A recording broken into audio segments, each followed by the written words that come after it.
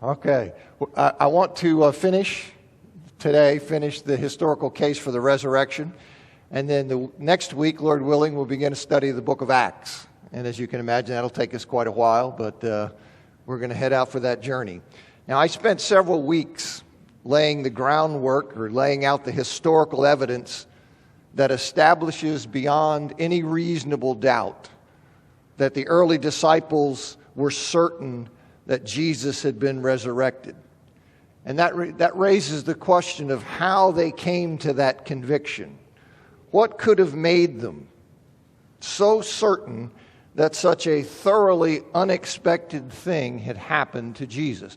We know they came to that belief beyond any reasonable doubt. And so the question is, well, what could have led them to that? How could they have gone from not thinking this to believing that this is true? And I explained that the conviction that Jesus was resurrected, that meant that the early disciples were convinced that Jesus' tomb was empty and that he had appeared to them bodily after his death. Neither belief by itself is sufficient to account for the conviction that Jesus had been raised from the dead. The disciples had to be convinced of both of those. As I explained, if they were convinced the tomb was empty, but they had not experienced Jesus bodily after his death, then they would conclude like Mary Magdalene in John chapter 20, verse 2, that his body had been taken, whether by grave robbers or by an enemy. They would not believe he'd been resurrected any more than we'd reach that conclusion today if a body's missing from a tomb. If it turns out you learn that a body's missing from a tomb, you don't say, well, he's raised from the dead. No, you think somebody took the body, some incompetence has happened, something's gone on that explains that. And if the early disciples were convinced that Jesus was physically present with them after his death, but his corpse was still in the tomb, they'd conclude that someone or something other than Jesus, perhaps an angel, had appeared to them in the form or the guise of Jesus. They wouldn't believe that Jesus himself had appeared to them because his body in the tomb would be proof positive that he was still dead and buried. Okay, so we can infer from the fact the disciples believed that Jesus had been raised from the dead. We can infer from that they believed that the tomb was empty and they believed that they had encountered Jesus bodily after his death. But beyond inferring those beliefs, beyond being able to infer those two things from the fact they believed he'd been resurrected, is there any historical evidence that explains how they came to believe the tomb was empty and they had encountered Jesus bodily?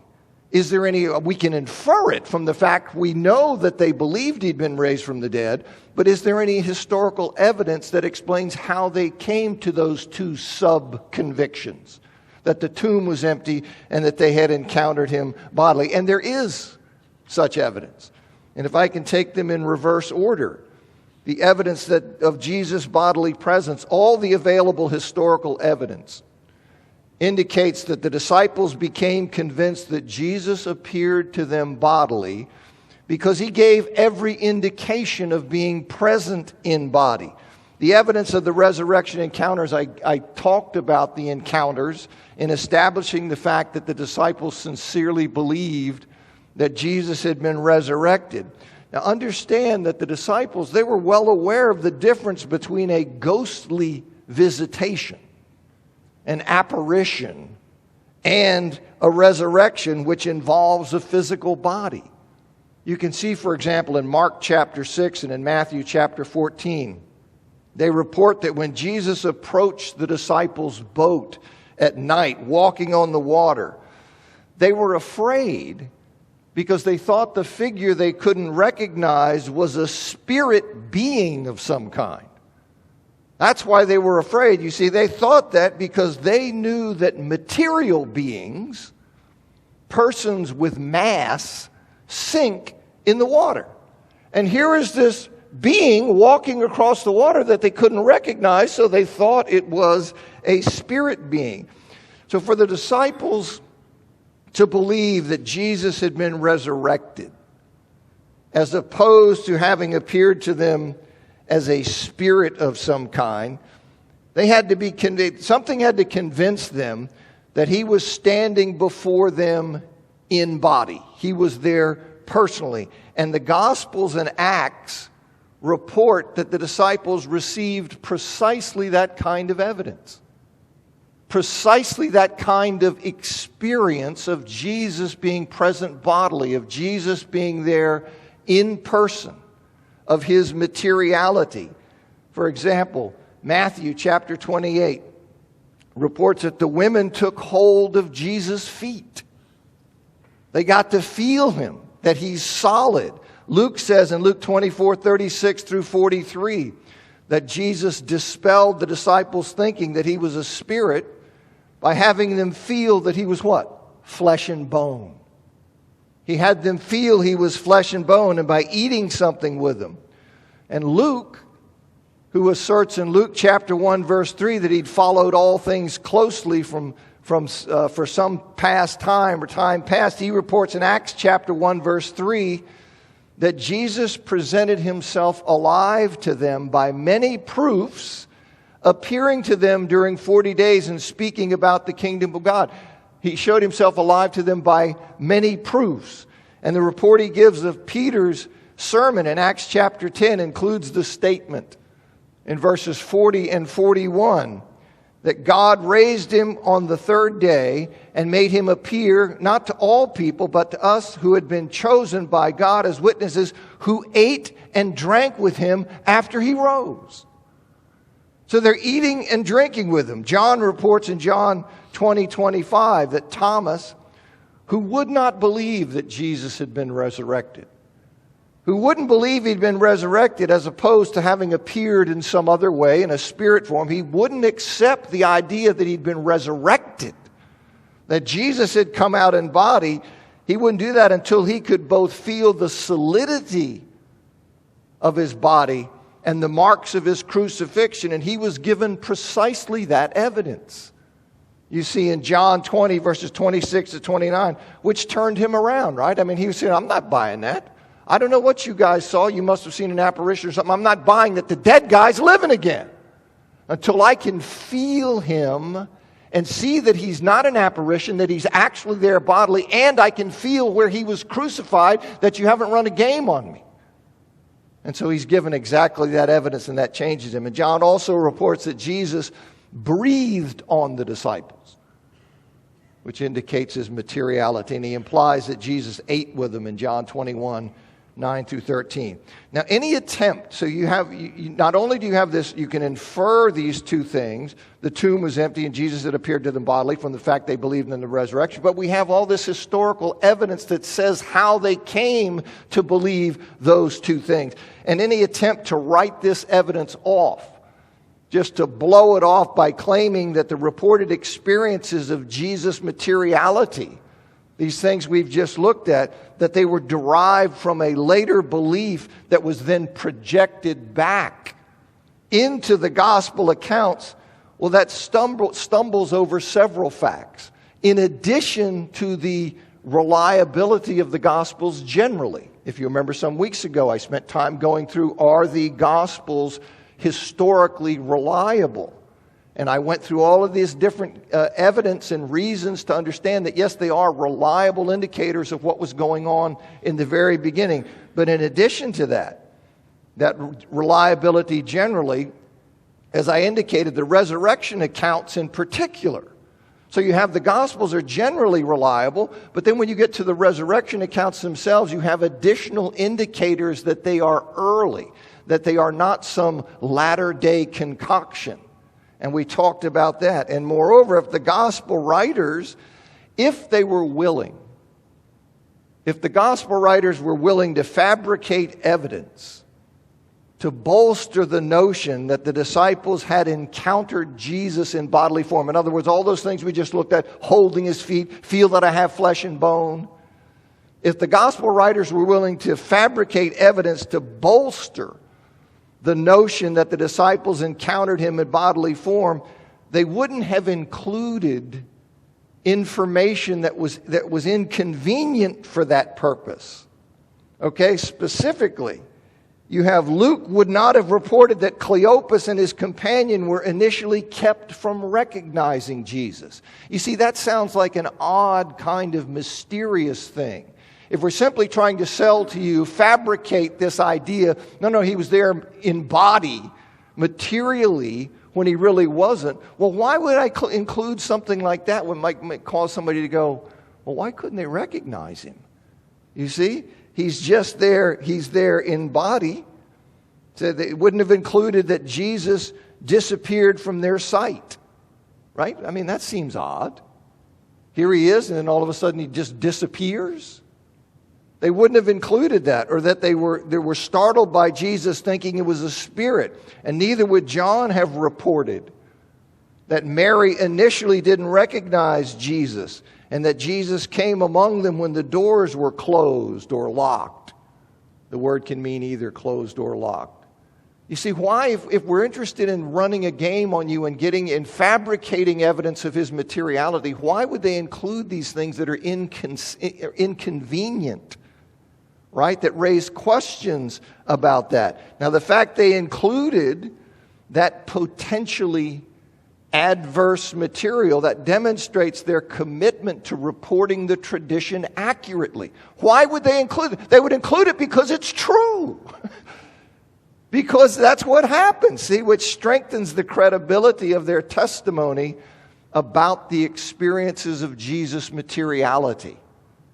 Now, the inference that a few have drawn from Luke 24:36 and John 19:26, that the Lord's resurrection body was essentially or customarily non-material, but capable of temporary materialization, that's unfounded.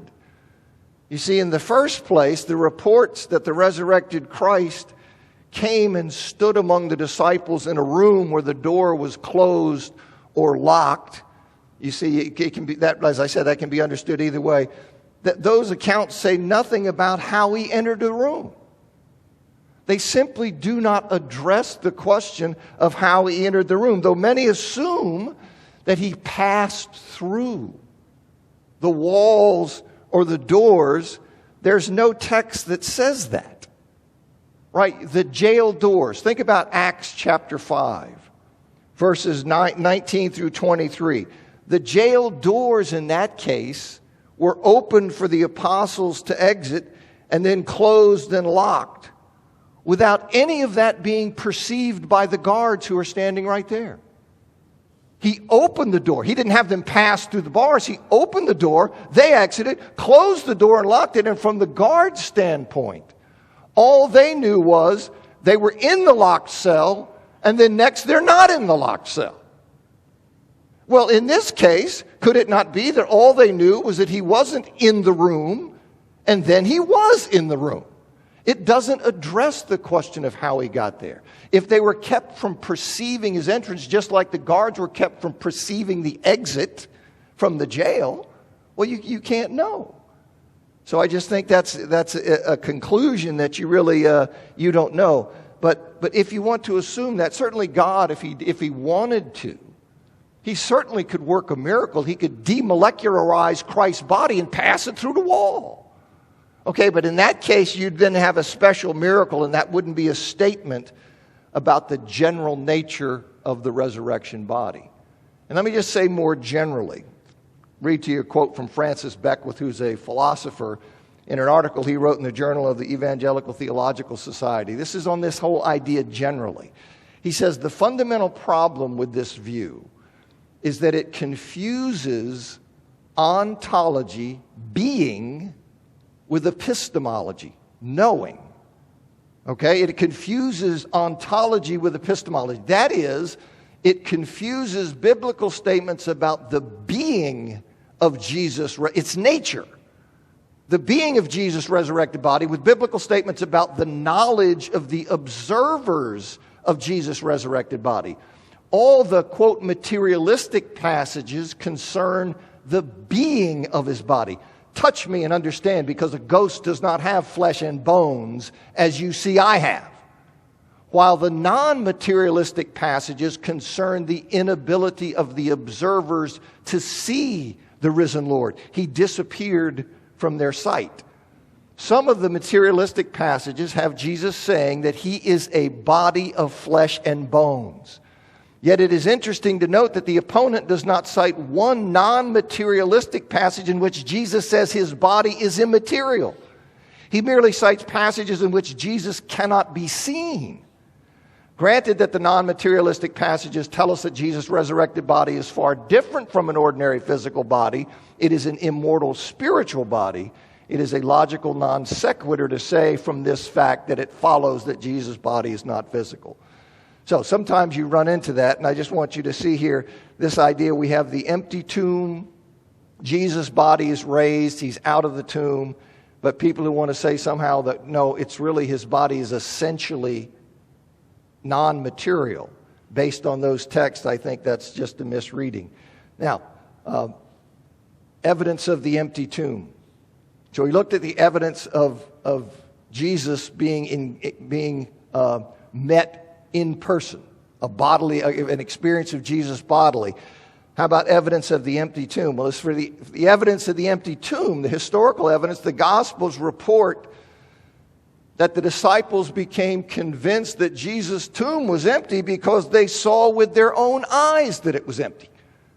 How could they possibly have come to believe the tomb is empty? We know they must have believed that because they believed he'd been raised from the dead. Is there any evidence that, yeah, it says they saw. They saw with their own eyes. For example, Matthew 28:6, he's not here. See the place where he lay. Mark 16:5 and 6, entering the tomb, he's not here. See the place where they laid him. Luke 24, when they went in, they didn't find the body. Ran to the tomb, stooping, looking in, saw the linen cloths by themselves. Were at the tomb, did not find his body. Went to the tomb, him they did not see. You see in John, it says, stooping to look in, he saw the linen cloths. Went into the tomb, he saw the linen cloths. Also went in, and he saw and believed the linen cloths.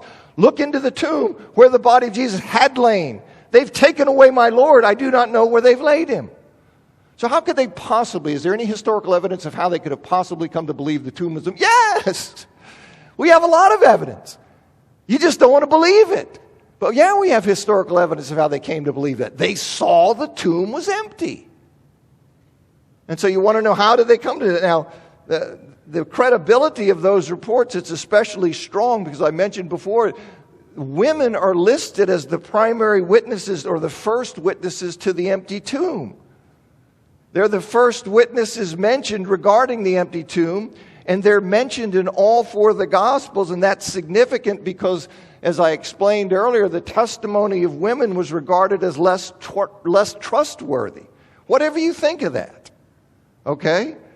The fact of the matter is that culturally, in the Jewish and Roman world, the testimony of women was viewed as less trustworthy, and you see this in Celsus, who was that Roman critic of Christianity, in his 2nd century attack on Christianity. He dismisses the report of the resurrection as having come from, quote, a hysterical female, end quote. That's what Celsus says. He's trying to use that, you see, to get rid of the report and say, well, that just came from a hysterical female. And that's powerful evidence, right? The fact that the gospel writers didn't make up the story of the empty tomb, because if they were making it up, they wouldn't have had women be the first ones there. Right? If I'm just fabricating a story, why would I do that? You see, I wouldn't do that. They would have written the story to be more culturally credible. So to be of greater use in advancing the Christian faith. Here's what N.T. Wright says. He says, even if we suppose that Mark made up most of his material and did so sometime in the late 60s at the earliest, it will not do to have him or anyone else at that stage making up a would-be apologetic legend about an empty tomb and having women be the ones who find it. If I'm creating this fake out, why am I going to do that? It goes contrary to my intention to fake you out. It doesn't make any sense. He says the point has been repeated over and over in scholarship, but its full impact has not always been felt. Women were simply not acceptable as legal witnesses. Now, they were in some cases. They were just considered as less worthy. But they did testify in some circumstances, as that quote from Darrell Bock I gave you earlier indicates. He says, women were simply not acceptable as legal witnesses. We may regret it, but that's how the Jewish world and most others work. The debate between Origen and Celsus that I just referred to shows that critics of Christianity could seize on the story of the women in order to scoff at the whole tale. Were the legend writers really so ignorant of the likely reaction? Do you think the guys spinning this yarn, living in that culture, would not be aware of how having women be the first ones at the tomb, how that would have played? He says if they could have invented stories of fine, upstanding, reliable male witnesses being first at the tomb, they would have done it. That they did not tells us either that everyone in the early church knew that the women led by Mary Magdalene were in fact the first on the scene, or that the early church was not so inventive as critics have routinely imagined, or both. Would the other evangelists have been so slavishly foolish as to copy the story unless they were convinced that despite being an apologetic liability, it was historically trustworthy? Of course not. Okay, so when you're thinking about this, about what's going on with the empty tomb, you have this evidence here, and this evidence is important. It's credible. And I know they believe it because I know they believe the resurrection. That's beyond question. And so I say, so what does that mean? That means that they believe the tomb was empty. Now I've got evidence that says, well, here's how they came to believe the tomb was empty. I've got all of this historical evidence that backs that up. And the reports that the disciples found the tomb empty, those reports, they're reinforced or corroborated. So I have the reports from the Gospels about them seeing that the tomb's empty, but those reports are reinforced by independent evidence that the tomb was indeed empty. I have additional evidence. The message of Christ's resurrection was first preached publicly right in Jerusalem, the place where Jesus was crucified. That's where this message began, in Jerusalem, and yet his enemies did not produce a corpse. I'm preaching the resurrection of this guy you just killed here in Jerusalem. I have the evidence. Why do you think the tomb's empty? Because we have this evidence of everybody singing, and I know they believed it because they believed in the resurrection. But beyond that, they begin preaching the resurrection right there in Jerusalem. And where's the body? Why doesn't somebody produce the body? Now, we know from multiple New Testament authors, from the Jewish historian Josephus, from the Roman historian Tacitus, that Jesus was crucified in Jerusalem. We know that for a fact. And in fact, Josephus and Tacitus, they both note that he was crucified by Pilate, who was the governor of Judea. So we know that that happened. And we also know from Acts that the message of Jesus' resurrection was first proclaimed publicly in Jerusalem. And that claim, by the way, is corroborated by Tacitus, the Roman historian, who says that the church started in Judea. So we have Acts saying it was first preached there in Jerusalem. We have Tacitus saying that the church started in Judea. Now, Jesus' enemies in the Jewish leadership and the Roman government, they had every reason to bring out his corpse. Every reason to drag his corpse out of the tomb or to take people to his corpse if it had been there, right? They had every reason to do that. Here's Jesus saying the one you crucified, Jewish leaders, is in fact the resurrected, exalted Messiah. Why wouldn't they go over and say, oh, really? What, you resurrected? Or is that what you're saying? Did I hear you right? You see this dude here? Why wouldn't they do that? The Roman government, What are you doing? You Jews are crazy. You're always causing problems. You got all these ideas and revolution and messiahs, and what are you doing? So when they start saying this guy was raised from the dead, why wouldn't the Roman government say, oh no, he wasn't. He's right here. Kill the people who said that. It's right there in Jerusalem.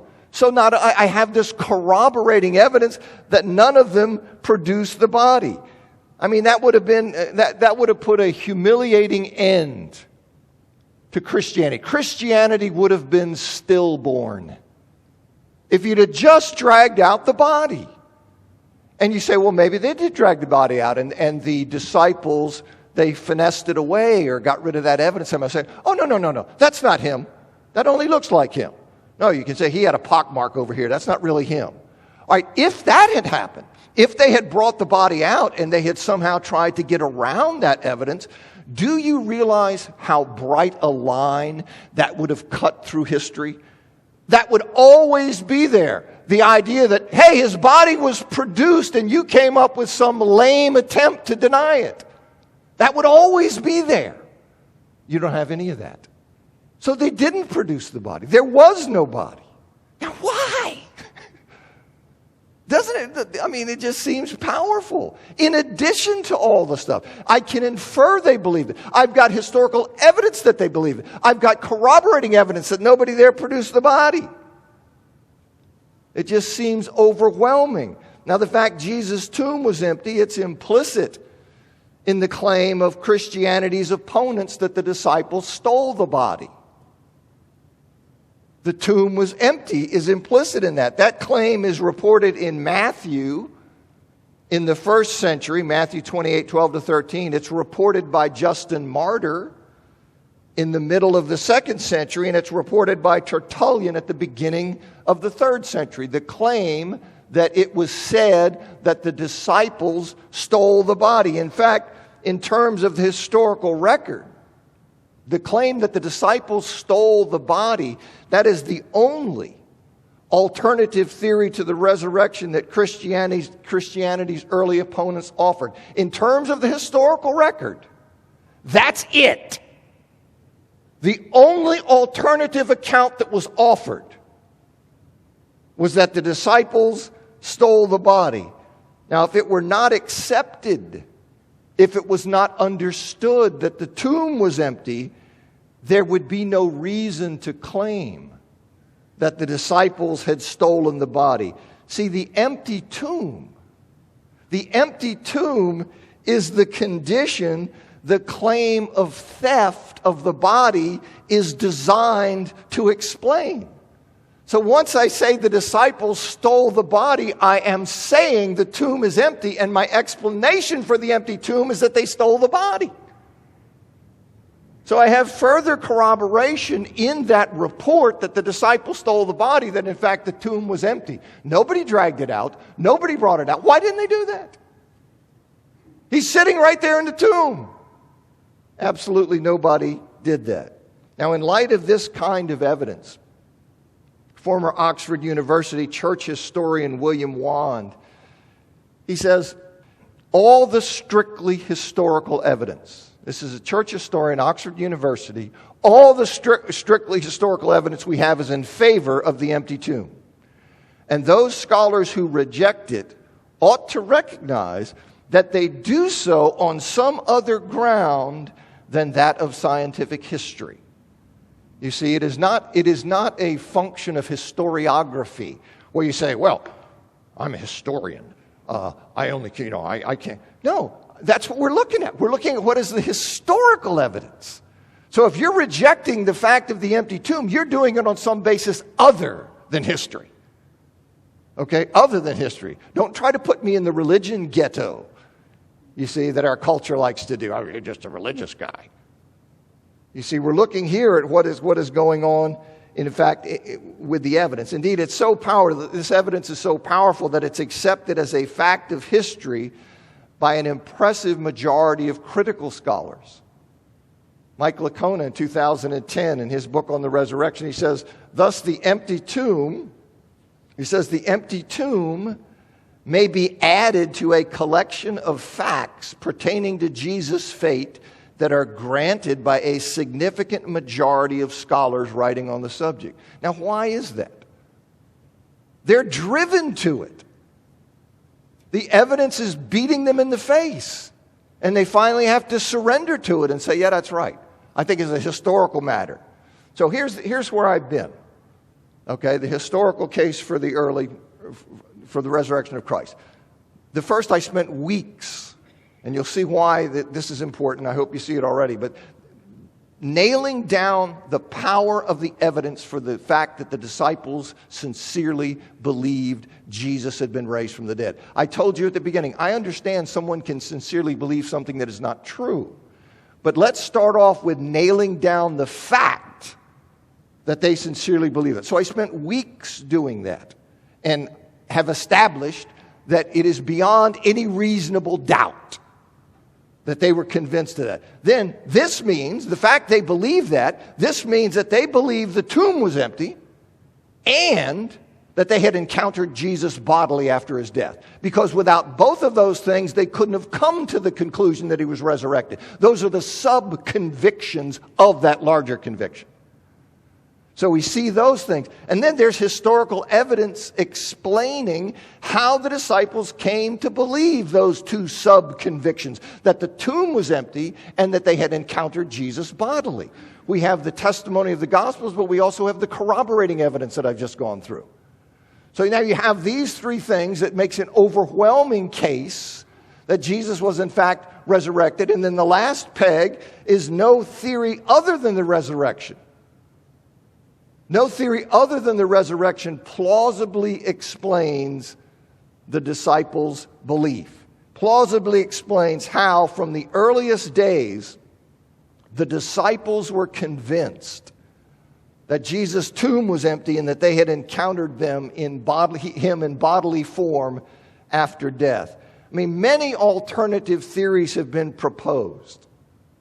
But for anyone whose mind is open to the existence of God, and thus to the possibility of Jesus' resurrection.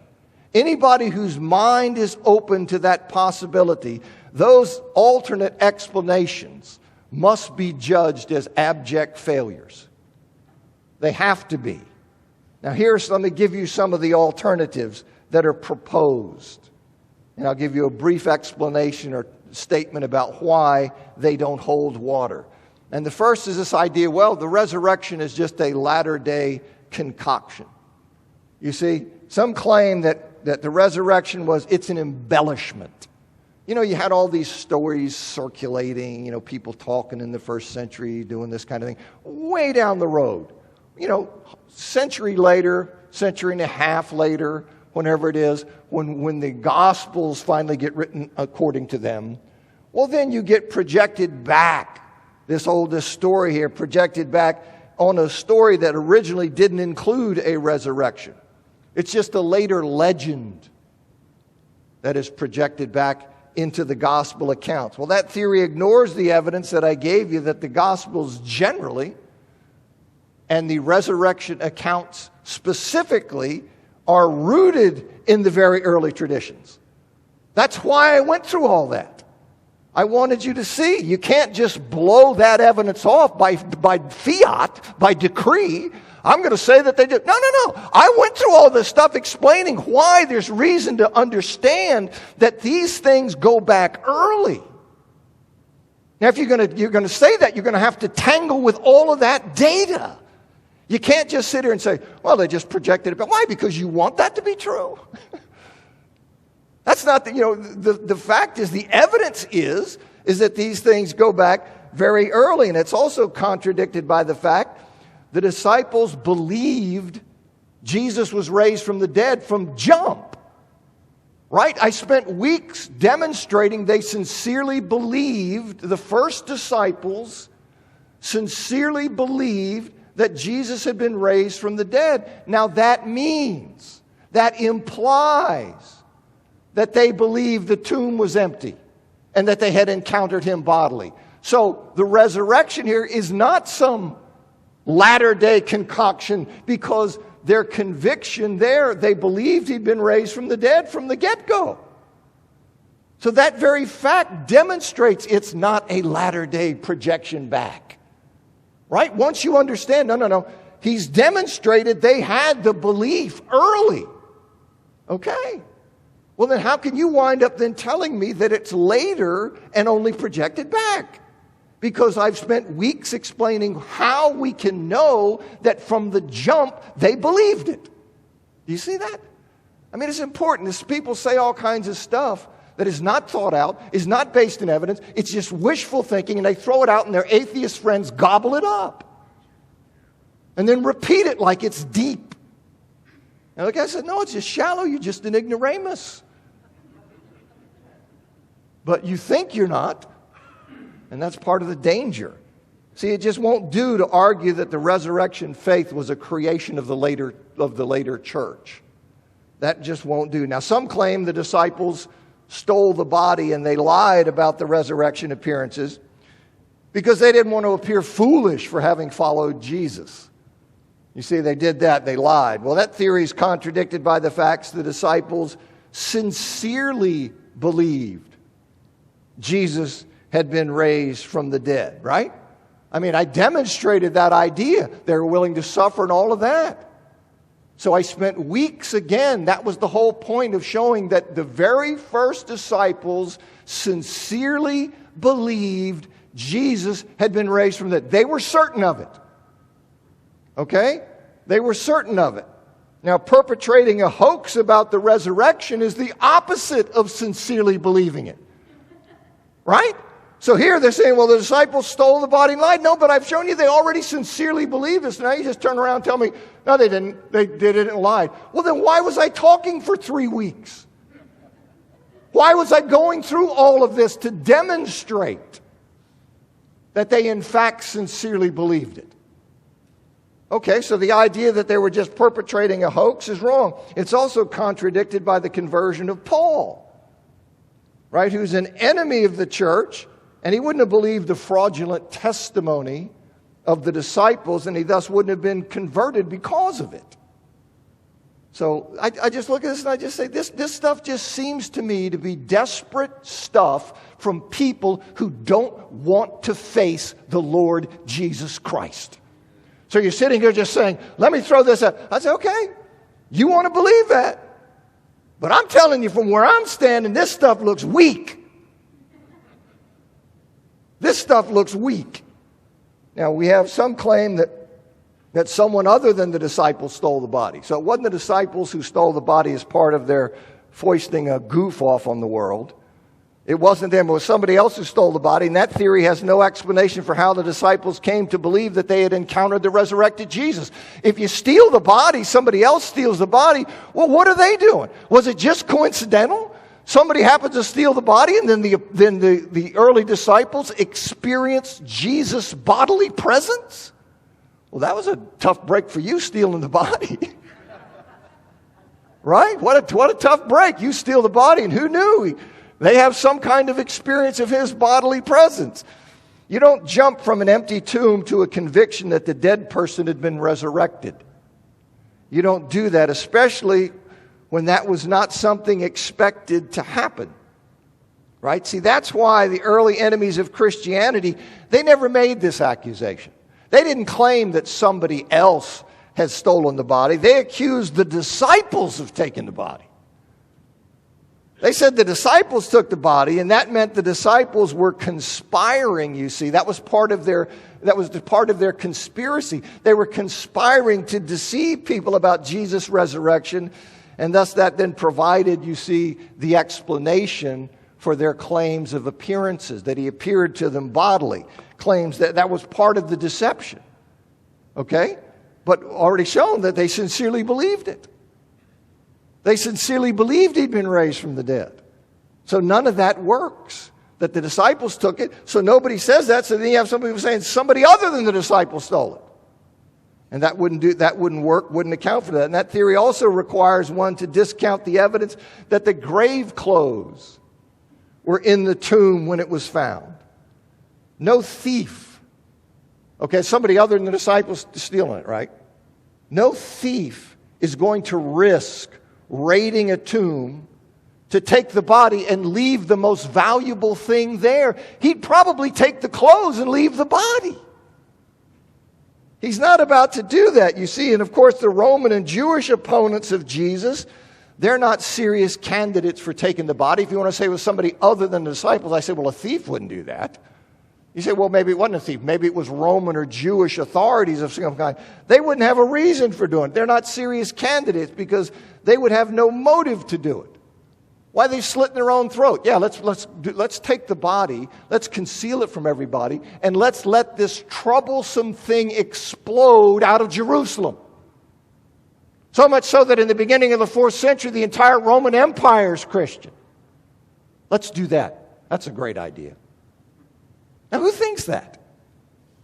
Okay, I just say, well, this is not even serious. You're not even playing.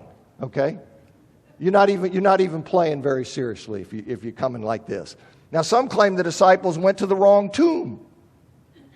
Okay, even though they're very familiar with Jerusalem, somehow I'm supposed to believe they went to the wrong tomb. But okay, they went to the wrong tomb. Now, that theory has no explanation for how they came to believe they had encountered the resurrected Jesus. Again, I went to the wrong tomb.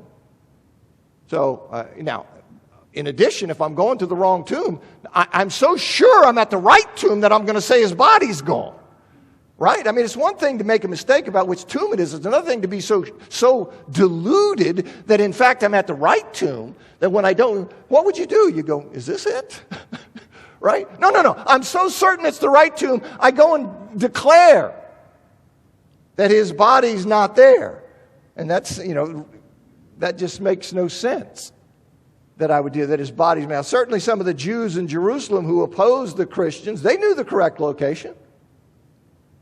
Right? So if it was the wrong tomb, as bizarre as that sounds, they would have gone to it in an attempt to put an end to all this stuff.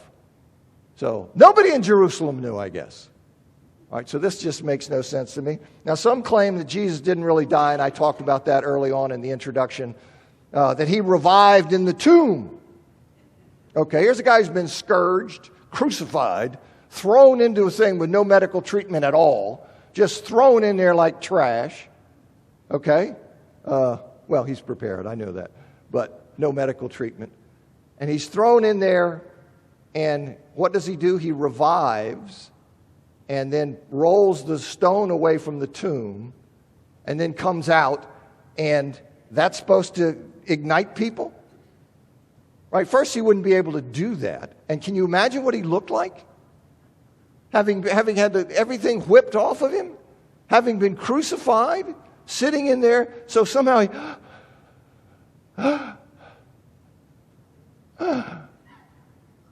he's able to move this thing, and then he comes out, and can you imagine? He sits there and says, I've overcome death. And they're looking at him. He looks like he's dead. Do you think I am the resurrection. I am the first fruits of immortal resurrection life, and he's looking like he's, bones exposed and all this? Do you think that makes sense? Do you think that that's happening? Even if he had, if he'd have done that, he wouldn't have changed people's lives. They'd have recognized what had happened. And then besides that, he'd still be around, right? He didn't die, so what happened to him? Somebody put him in witness protection after this?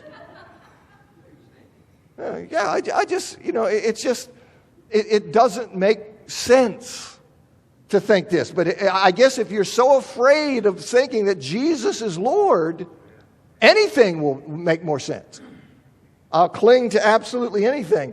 And then some say the disciples hallucinated. Oh, it's 10:15? Well, now, I should have been watching. Well, let me say this. Overtime. The disciples hallucinated. Let me run through this. This idea that they were hallucinating or that some of them had some psychological experience. Give me just another minute or two. When they thought they saw that Jesus, this is what was going on.